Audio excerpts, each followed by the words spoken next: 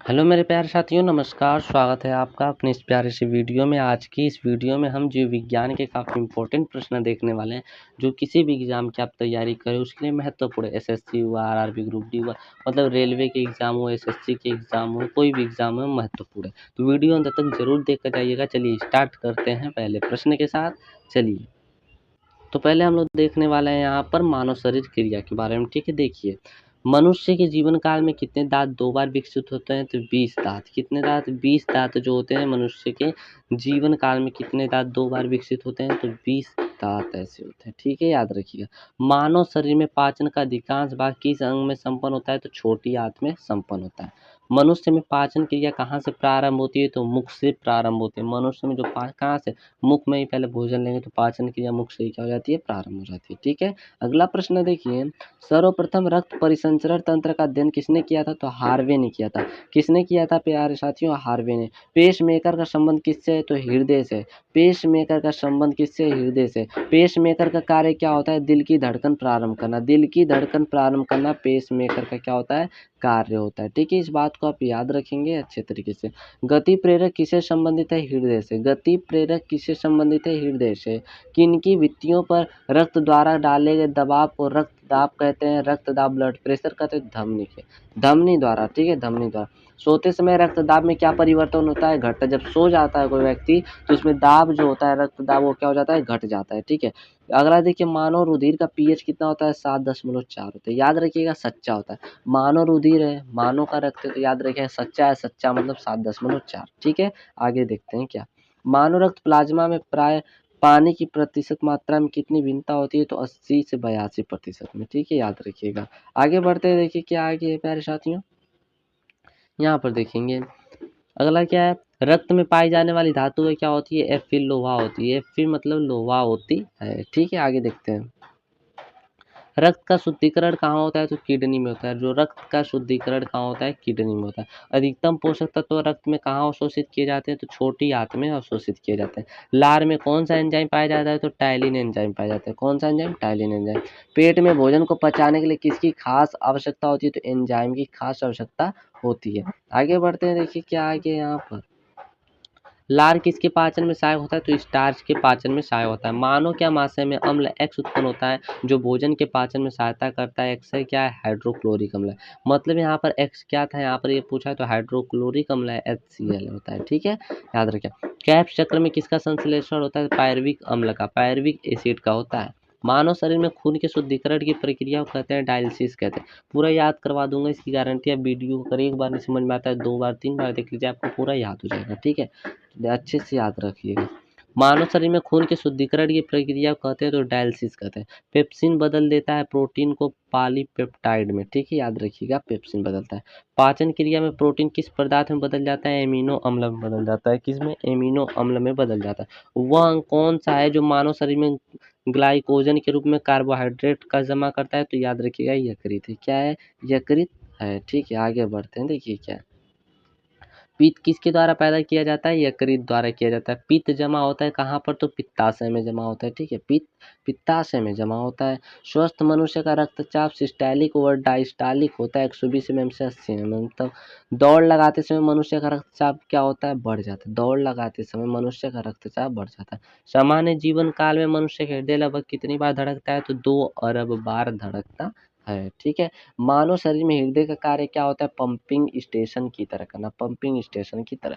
रक्त में लाल रंग किसके कारण होता है? तो हीमोग्लोबिन के कारण होता है। किसके कारण? हीमोग्लोबिन के कारण। आगे बढ़ते हैं, देखिए क्या आगे है।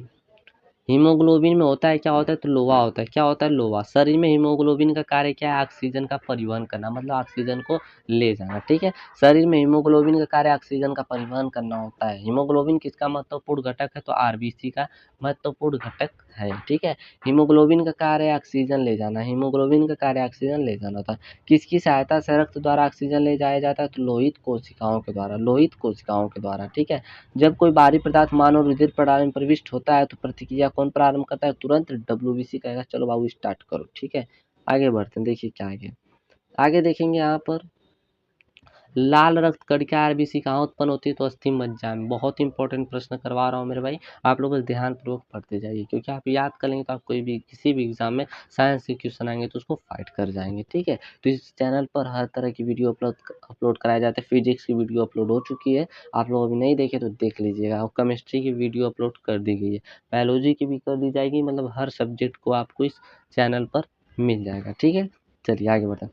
किसको आरबीसी का कब्रिस्तान कहा जाता है? तो प्लिया को। बहुत इंपॉर्टेंट है, किसको आरबीसी का कब्रिस्तान कहा जाता है? प्लिया को। मनुष्य की लाल रक्त कोशिकाओं का जीवन काल कितना होता है? 120 दिन होता है। पचे हुए भोजन में मौजूद विषैले पदार्थ का कौन सा अंग चूसक करता है? तो याद रखिए यकृत होता है। मानव शरीर में लाल रक्त कण का निर्माण कहाँ होता है? तो अस्थि मज्जा में होता है। कहाँ पर होता है? अस्थि मज्जा में होता है, ठीक है। आगे बढ़ते हैं, देखिए क्या है। लाल रुधिर कणिकाओं का उत्पादन किसके द्वारा होता है? तो अस्थि मज्जा के द्वारा, ठीक है। उच्च 49 पर मानव शरीर में आरबीसी की संख्या क्या होती है? बढ़ती है। सफेद रक्त कण डब्ल्यूबीसी का मुख्य क्या कार्य क्या होता है? रोग प्रतिरोधक क्षमता धारण करना होता है। मनुष्य में मेरुदंड से कितनी जोड़ी तंत्रिका निकलती है? 31 जोड़ी। कितनी जोड़ी? 31 जोड़ी, ठीक है। अगर संख्या पूछेगा तो 31 का दोगुना मतलब क्या हो जाएगा? 62 हो जाएगा, ठीक है। प्रतिवर्ती क्रियाओं का नियंत्रण केंद्र कहाँ पर होता है? तो कशेरुकी रज्जु में होता है। स्तनधारी किसमें यूरिया बनाते हैं? यकृत लीवर में बनाते हैं। कहाँ पर? यकृत लीवर में बनाते हैं। इस बात को आप याद रखें, ठीक है। मानव शरीर में सबसे छोटी अंतःस्रावी ग्रंथि कौन सी? अवटु ग्रंथि। कौन सी? अवटु ग्रंथि है। मूत्र का पीला रंग किसकी मौजूदगी के कारण होता है? यूरोक्रोम के कारण। यूरोक्रोम के कारण। गुर्दे का कार्यतम यूनिट है नेफ्रॉन होता है। कार्यात्मक यूनिट है नेफ्रॉन। किसकी कुछ क्रिया के कारण मानव शरीर में मिक्सिडीमा होता है? तो अवटु ग्रंथि के कारण, ठीक है। मानव शरीर के भीतर खून किसकी उपस्थिति के कारण नहीं जमता? हिपेरिन, ठीक है। आगे बढ़ते हैं, देखिए क्या है। रुधिर में प्लाज्मा में किसके द्वारा एंटीबॉडी निर्मित होता है? लिम्फोसाइट के द्वारा, ठीक है। यहाँ पर एंटीजन प्रतिजन एक ऐसा पदार्थ है जो प्रतिरक्षी के निर्माण को बढ़ावा देता है। आयोडीन युक्त हार्मोन है थायरॉक्सिन। आयोडीन युक्त हार्मोन है थायरॉक्सिन। मानव के श्वेत रक्त कणों डब्ल्यूबीसी का व्यास होता है 0.007 mm होता है। अपवहन मतलब डायलिसिस का प्रयोग किस क्रिया को पूरा करने के लिए होता है? तो वृक्क। संवेदन किसके लिए महत्वपूर्ण है? शरीर के तापमान को विनियंत्रित करने के लिए, ठीक है। आगे बढ़ते हैं, देखिए आगे क्या है। यहाँ पर अगला प्रश्न, सामान्यतः निषेचन होता है गर्भाशय में होता है। कहाँ पर निषेचन होता है? गर्भाशय में होता है। एमनियोस्टेनोटेसिस एक तरीका है जो बताता है भ्रूण के लिंग का। मानव शरीर में रक्तचाप नियंत्रित होता है अधिवृक्क ग्रंथि से। अधिवृक्क ग्रंथि से। जीवन रक्षक हार्मोन किस ग्रंथि में स्रावित होता है? एड्रिनल से होता है, ठीक है। एड्रिनल से। मानव शरीर को किस ग्रंथि को मास्टर ग्रंथि कहा जाता है? तो पीयूष ग्रंथि को मास्टर ग्रंथि कहा जाता है।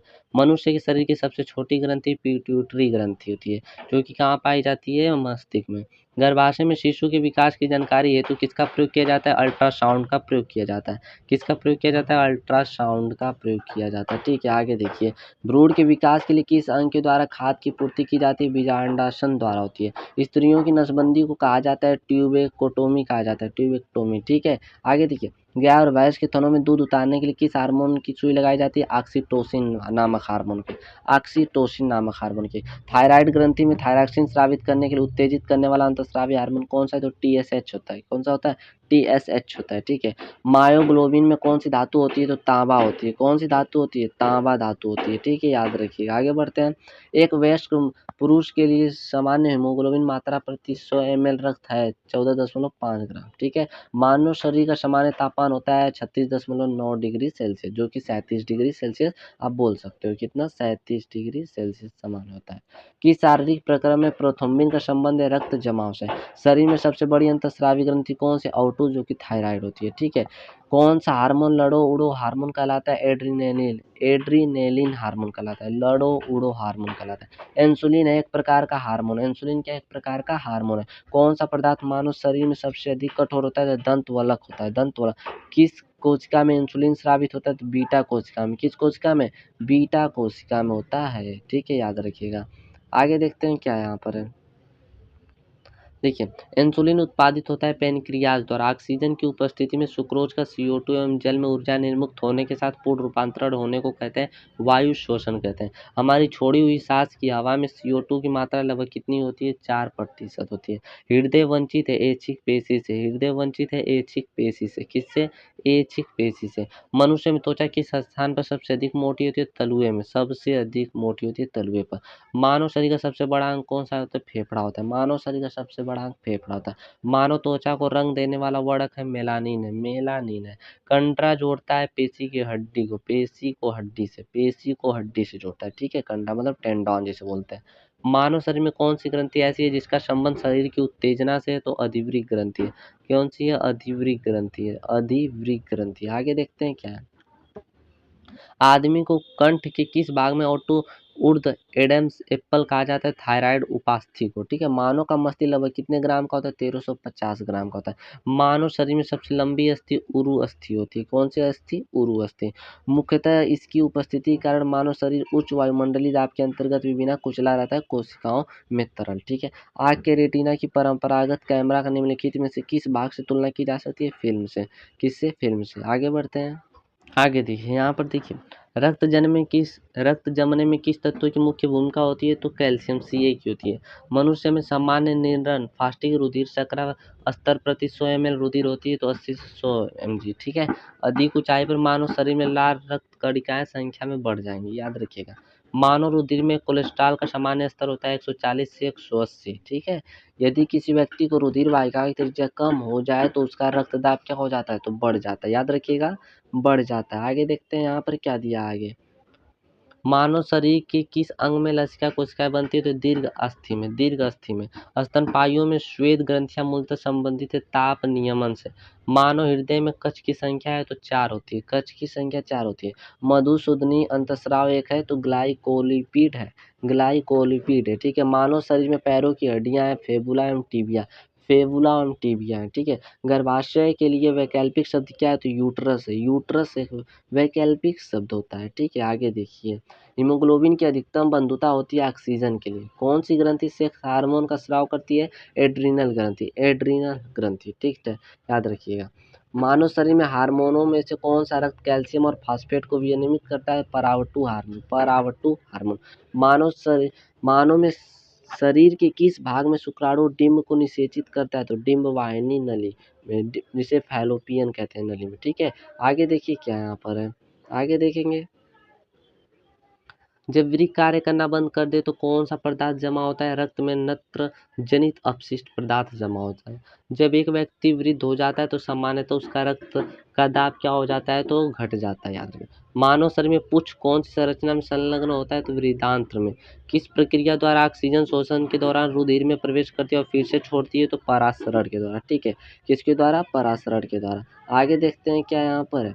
कौन सा एक अंग वसा का भंजन कर कोलेस्ट्रॉल उत्पन्न करता है? तो यकृत। सेरिब्रम किससे संबंधित है? तो मस्तिष्क से। मनुष्य के मस्तिष्क का सबसे बड़ा भाग क्या होता है? तो प्रमस्तिष्क होता है। ठीक है, आगे बढ़ते हैं। देख लीजिए आगे क्या है यहाँ पर। मानव शरीर की किन कोशिकाओं में सबसे कम पुनर्योजन शक्ति होती है? तो मस्तिष्क कोशिकाओं में। किसी मृत प्राय व्यक्ति का गुर्दा लेने के लिए उसे किस स्थिति में होना चाहिए? केवल तंत्रिकीय प्रक्रियाओं का वासन की। ठीक है, तो मैं एक भी क्वेश्चन नहीं छोड़ रहा हूँ मेरे प्यारे साथियों। ये पहला टॉपिक था जिसको हमने क्या कर दिया? पूरा कवर कर लिया, जितना भी से क्वेश्चन मिला।